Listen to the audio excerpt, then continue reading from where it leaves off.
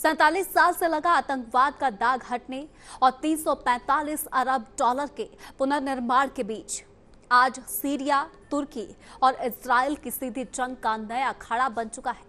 सोचिए, अमेरिका के terror list से नाम हटाते ही और कुर्दिश एसडीएफ लड़ाकों के आत्मसमर्पण के बाद जहां सीरिया की आजादी का जश्न मनाना चाहिए था, वहीं अबू अल दुहूर एयरबेस पर इजरायली मिसाइल हमलों ने मिडिल ईस्ट में तुर्की और इजराइल के बीच प्रॉक्सी वॉर को बिगल बजा दिया।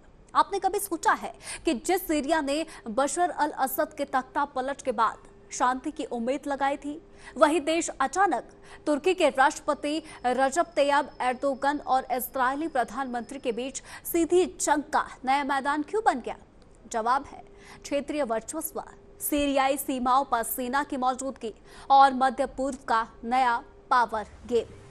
हाल के दिनों में सीरिया के भीतर दो ऐसी घटनाएं हुई जिन्होंने पूरी दुनिया का ध्यान खींचा। पहला है, अमेरिका ने साल 1969 से यानी पिछले 47 सालों से सीरिया पर लगे स्टेट स्पॉन्सर ऑफ टेररिज्म का प्रतिबंध आधिकारिक तौर पर हटा दिया।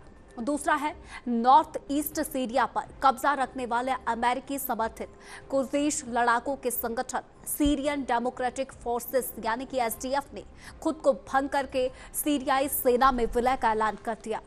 सीरियाई राष्ट्रपति अहमद अल-शर के लिए यह बहुत बड़ी कूटनीतिक जीत मानी जा रही है, लेकिन असली खेल इसके बाद शुरू हुआ। उत्तरी सीरिया की सीमाओं से कुर्दिश लड़ाकों का हटना तुर्की के लिए सबसे बड़ी राहत की बात थी, क्योंकि अंकारा लंबे समय से इन्हें अपनी राष्ट्रीय सुरक्षा के लिए बड़ा खतरा मान रहा था।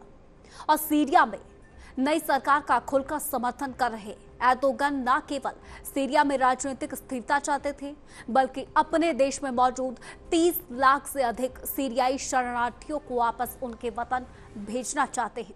लेकिन तुर्की के इस बढ़ते दबदबे ने तेल अवीव यानी कि इजराइल के कान खड़े कर दिए हैं। इजराइल 1967 के युद्ध के बाद से ही गोलान हाइट्स पर अपना कब्जा जमाए हुए हैं और वो अपनी उत्तरी सीमा पर तुर्की की किसी भी सैन्य मौजूदगी को बर्दाश्त करने के मूड में नहीं है।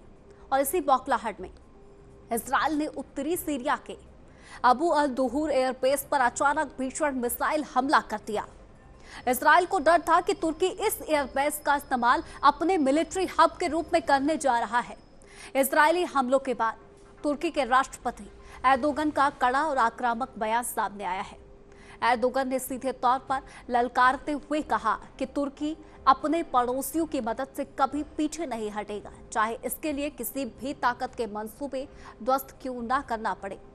तुर्की का कहना है कि वे क्षेत्रीय शांति के लिए काम कर रहे हैं और किसी भी खूनी नेटवर्क के दबाव में नहीं आएंगे। दूसरी तरफ सीरियाई अर्थव्यवस्था की बात करें तो युद्ध में तबाह हुए इस देश को दोबारा खड़ा करने के लिए 140 अरब डॉलर से लेकर 345 अरब डॉलर के विशाल बजट की जरूरत है। अमेरिकी बैन हटने से अंतर्राष्ट्रीय निवेश और ग्लोबल बैंकिंग सिस्टम का रास्ता तो साफ हुआ है, लेकिन तुर्की और इजराइल की ये प्रॉक्सी जंग सीरिया के पुनरुत्थान पर फिर से संकट के बादल मंडरा रही है। ग्लोबल बिसात पर सीरिया की ये जंग अब केवल गृह युद्ध के बाद की स्थिति नहीं, बल्कि मध्य पूर्व में तुर्की और इजराइल के बीच 21वीं सदी के सबसे बड़े सैन्य और राजनीतिक प्रभुत्व के सबसे खतरनाक पटकथा बन चुकी है। सीरिया में तुर्की इजराइल की प्रॉक्सी जंग और 47 साल बाद अमेरिका ने इस बैन को भी हटाया है।